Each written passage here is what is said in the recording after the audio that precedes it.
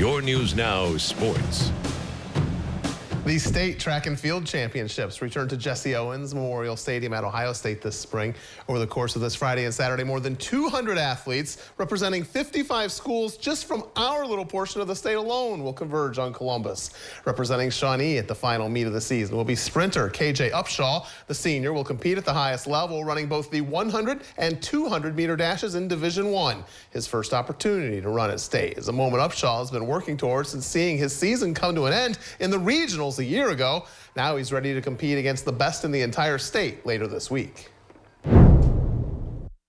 I'm really excited. I cannot wait to see the competition that I'll be up against. That's one aspect that I really love, is just seeing the competition. Nobody works harder, especially on his own. The drills he does are textbook. And I just knew that he was going to be, for the last 3 years, I knew he was going to be state caliber. Just down the road at Perry High School, Brady Yingst is preparing for the final competition of an outstanding senior season. Since finishing state runner-up in the 1,600 meter run at last year's state meet, this Commodore has won the state cross-country championship and broken NWCC records in the 800 and 1,600 meter run, regional records in the 16 and 3,200 meters, and the Division III state record in the 16. Now, the Lipscomb University commit makes his third trip to Columbus as the top seed in both the 16 and the 32. He knows big things will be expected this weekend. My approach has changed totally.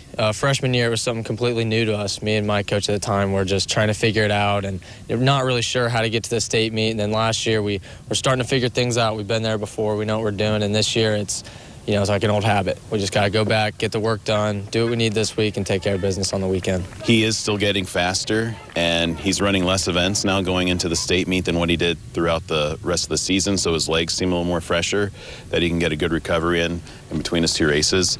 And we're just hoping that he can set the goals he has in mind and reach his ultimate goals, being a state champion.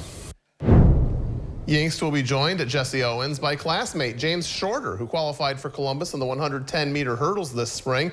This Commodore is making his very first voyage to the biggest meet of the year. He knows the nerves will be there, but is excited and ready for the opportunity at hand. It's going to be crazy. Like I told my coach already, I was like, when we get on this track and just look at it, my mind's going to be blown. Like, nerves are going to go through the roof. I was nervous in regionals, so, going places like you've never been before, that first sight just, hits you and makes you nervous. But, I'm going to just fight through that and, get through it. I hit many PRs throughout the season.